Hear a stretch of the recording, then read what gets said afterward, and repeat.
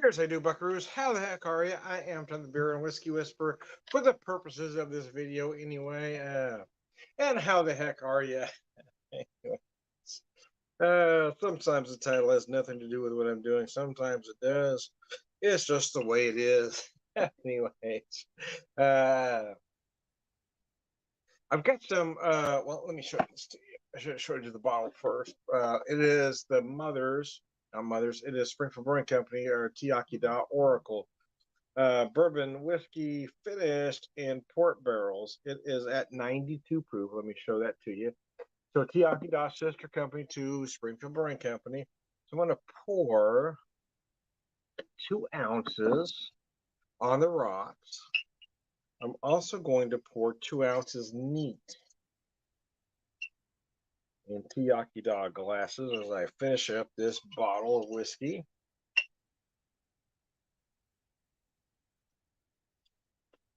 Let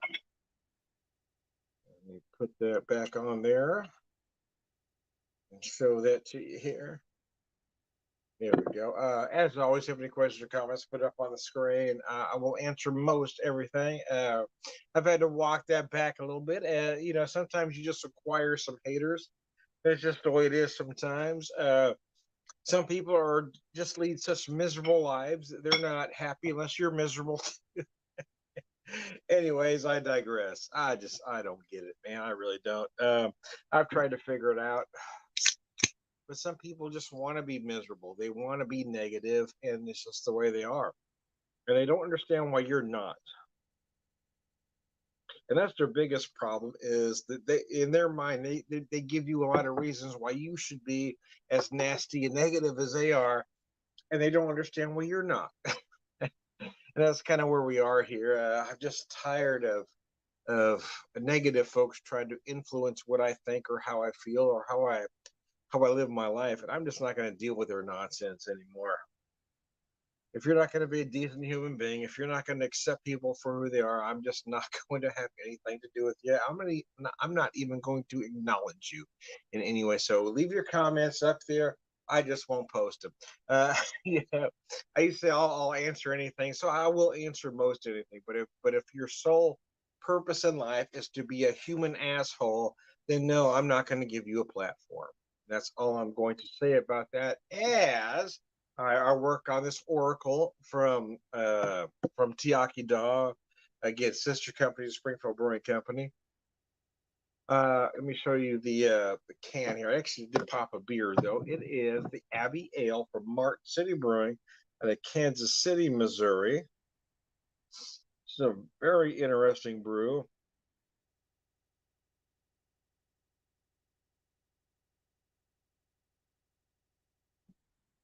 Show you that there. Let me show you how beautiful this beer looks too.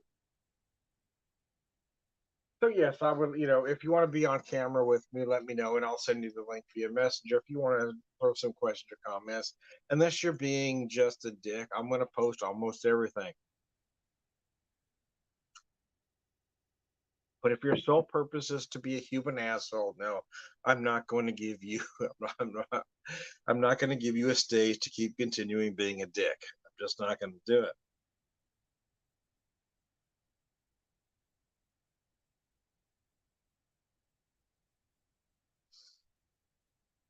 Oh, the wrong button there. Let me try again here. As I try to fix that there.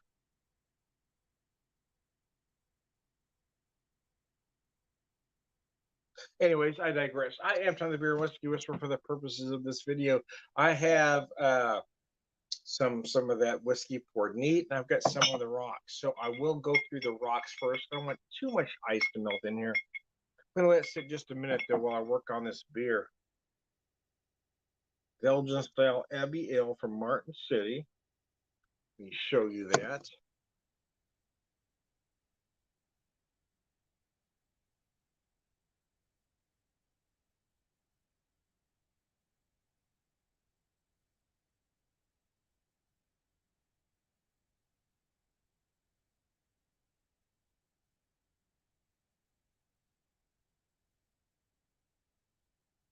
So the Abbey Ale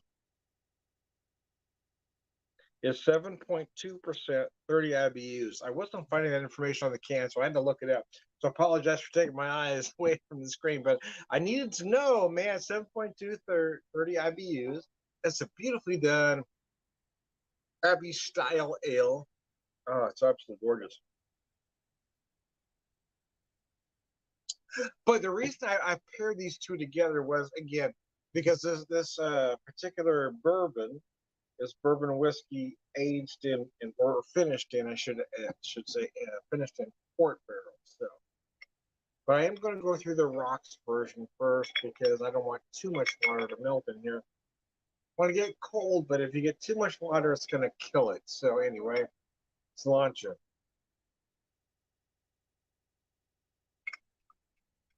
Oh god, that's amazing.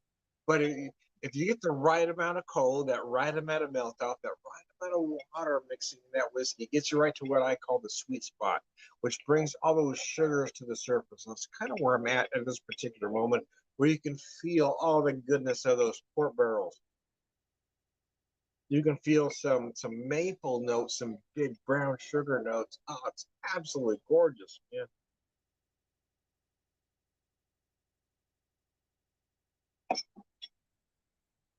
But here's the thing. Well, here's what can happen. If I were to just to let that sit and not touch it again for about 5 minutes, it's going to kill it. And all I'm going to taste is bitter because the water will just zap every goodness out of it. You got to get that right amount. It's got to get the right amount of cold, just a little bit of water melting in there, and everything is going to be just gorgeous. But if you get too much in there, it just kills it completely. So anyway, I'm going to finish this off.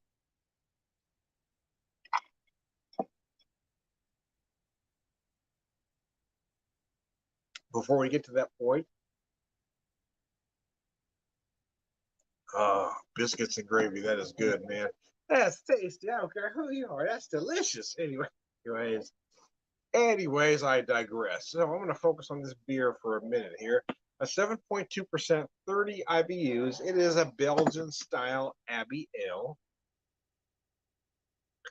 The beer tastes how it would feel if some monks threw a party. Kind of sweet, a little mellow, and for some weird reason, they say spiritually satisfying.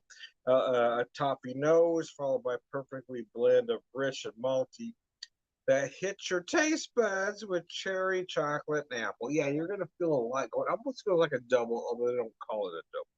So, anyways, I digress. I digress, man. Uh,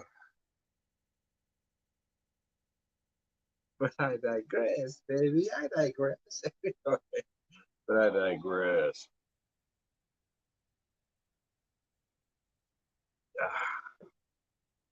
Oh, mercy. So as I get ready to go back to work, I've been out of work for about 2.5 months uh, because I had total knee replacement done on my left knee. I'm feeling pretty good about it, though. Everything looks good. I go back to work on my regular gig Monday. They seem to miss me. Anyway, yeah, let's hope. Things have changed a little bit, but yeah, we can do it. We get a little bit, I can handle change a little bit, but yeah, the older I get, the less adept I am to change, I guess. So, I went a little bit apprehensive, but everything, the whole experience is rather positive today. So I'm going to take it that spirit anyway.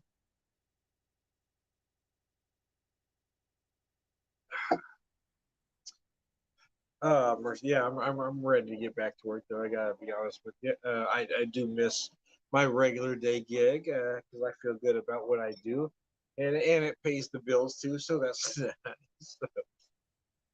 I'm looking forward to get back at it, but I know it's going to be a little bit painful. I haven't been used to working that many hours on a regular basis, so it's going to take a little bit for that knee to get used to doing it. That's okay too.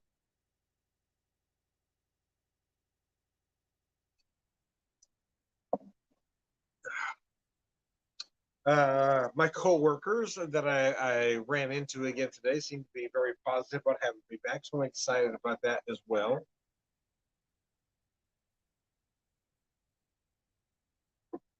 So I'm looking forward to it. Yeah, I just know it's going to take some time for that. I'm going to hurt for about at least a couple weeks until I get used to doing that same thing again. So I'm I'm anticipating the pain, I guess. So I just gotta have to go out and do it and see how it is.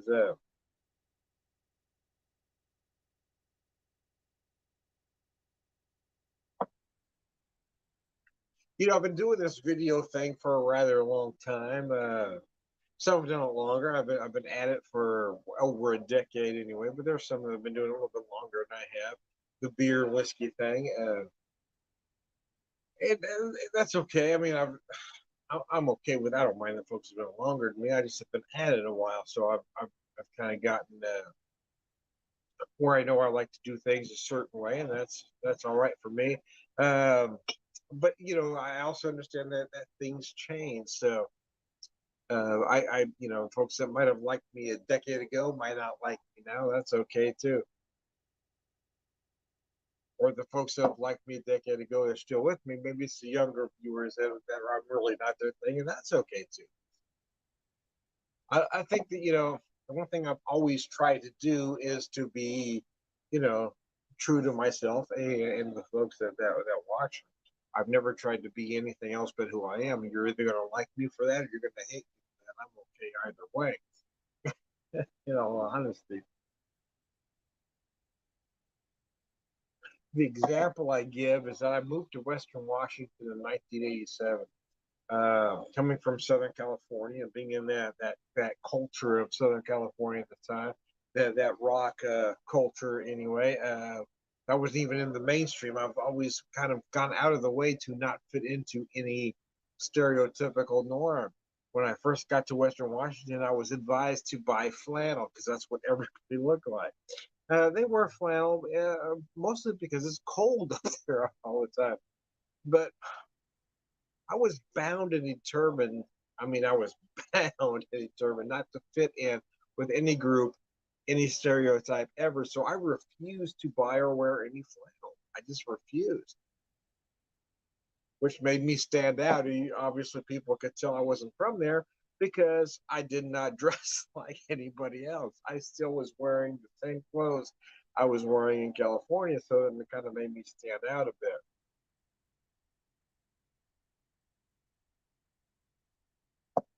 And in some cases, you could say I was probably my own worst enemy because if I made an attempt to fit in, I wouldn't have had some of the issues that I had. But I just never wanted to fit in anywhere. I made an effort not to fit in California, even though clothes that I wore in my rock and roll best was still not what the mainstream was wearing. I did not want to fit in anywhere. I didn't want to fit in California. I didn't want to fit in Washington. When I moved to Kansas City, I surely didn't want to fit in there. And when I moved to Springfield, Missouri, I certainly didn't want to fit in there. Here, I've always made it clear that I didn't want to fit in any place I ever was. I didn't want to be somebody that was part of, you know, whatever. I didn't want to be part of the mainstream no matter what. Uh, and sometimes that some cases, I guess, that kind of worked against me. And some people admired me for what I did. But for the most part, yeah, I kind of didn't help my cause, right?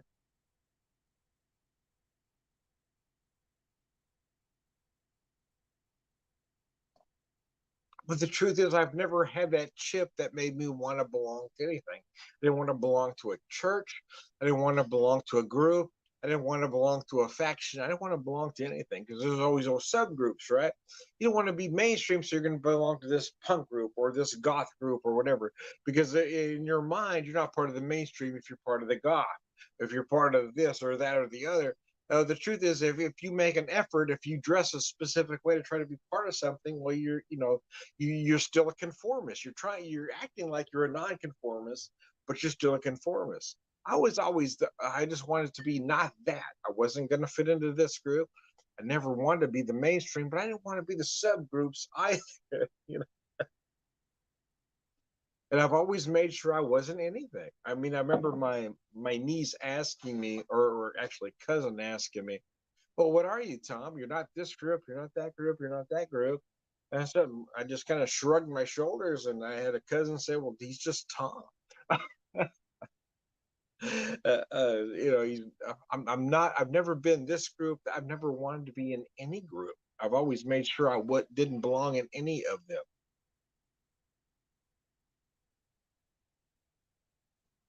It's funny. Uh, yeah, I've had friends that didn't want to be part of the mainstream, so they would, adopted that goth persona or other things. And my line to them was always, "But you're still part of something, aren't you? I don't want to be a mainstream, but you're still you're in this subgroup, so you're still claiming to be part of something." And there was always an argument there. I wasn't going to be this subgroup. I wasn't going to be this main group. I was this rock and roll group a little bit, but I still dressed different than everybody else. I didn't have any tattoos or piercings. I always made sure I was just a little bit different than any mainstream group that ever was. I didn't want to be part of anything. I still don't.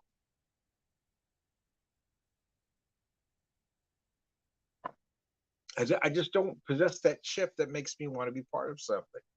Um, Other than my family and close relatives and friends. I mean, people have always understood Tom just kind of does his own thing. you Anyways, I digress. Listen, I'm not necessarily saying there's anything wrong with you if you need to be part of something, because some people have that need. I'm not saying there's something wrong with you or not. I'm just saying I've never had that chip that makes me want to belong. I've never needed to belong to a mega church. I especially don't have that. I don't have the gene that makes me want to wear specific clothes to belong to any specific group. I've never had that at all. But the downside to me is that I've never belonged to any group. So I've had friends here, there, and others, but most of them belong to specific groups. So you know, I didn't fit in with any of them really. Even my best friend growing up, I mean, we were kind of close growing up in a certain way, but looking back at it now, he always had the need to want to belong to something, and I always had the need to not belong to anything. So we were always kind of battling with each other. I didn't. To be honest with you, I didn't notice it at the time. I noticed it afterwards.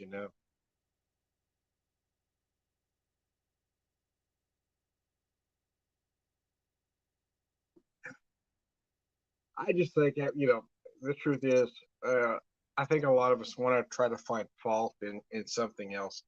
If you need to be part of something, be part of something. If you don't need to be part of something, don't be it. I think there's strength in every side of that argument. It just depends on who you want to be, and there's nothing wrong with being who you want to be. If you need to be part of a specific group, by all means, be that. But if you don't want to, again, there's a strength in that as well. Don't feel that you have to, bend yourself to be something else because that's what everybody else is doing. I'm just, again, I've never had that chip, to want to be part of anything. I've had my wife, my immediate family. I'm okay with that. And I've had friends in different factions, but I've never wanted to be part of any faction. I never needed to be part of the rock and roll group, even though that's what my hair looked like at one point. I never needed to be part of that goth group or any of the side.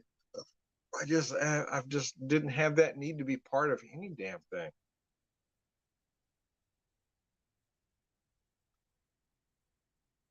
But the truth is, if you have a need to be part of that, there's nothing wrong with you either.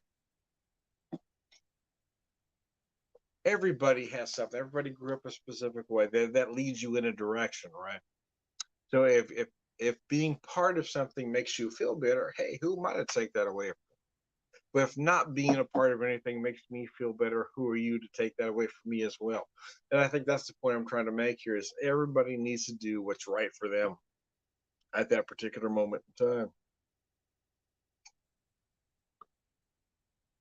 I've always marched to my own drum. I've always been just a little bit different, much to my, much to my parents' chagrin most of the time. But I think at the end they kind of figured out that I was always going to do my own thing, whether I had friends here or there or not.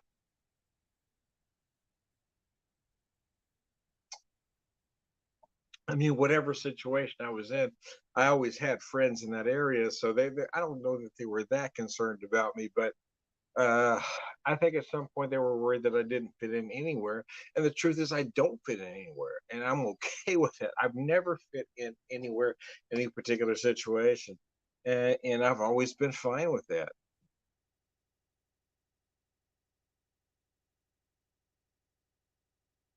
And I think we need to pass that word, or I get maybe people want to say we need to normalize this. That, or the I think we need to normalize not fitting in.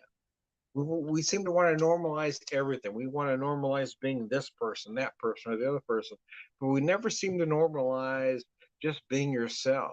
Just be yourself. Just be who you are. If that means you don't fit in with any particular group, well, that's okay too, man. There's nothing wrong with that. So anyways, I digress. I digress, man. Anyways, I finish up my whiskey here. I'm from the Whiskey Whisperer, Whiskey Evangelist, prolific whiskey drinker, purveyor of wisdom, and I'm also Tom the Beer Whisperer, Beer Evangelist, prolific beer drinker, purveyor of wisdom, and this beer is absolutely gorgeous, man. One more time with feeling, we're just going to skip to the end. All around good guy and Sláinte.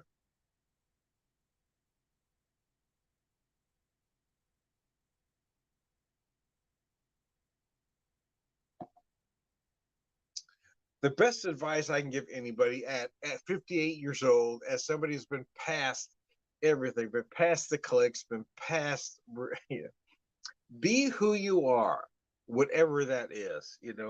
Just be honest and true to yourself, and that's when you're going to end up the happiest. I feel like people always want to try to be somebody else or try to fit into a specific group. There's nothing wrong with not fitting in anywhere as long as you understand or at least like who you are.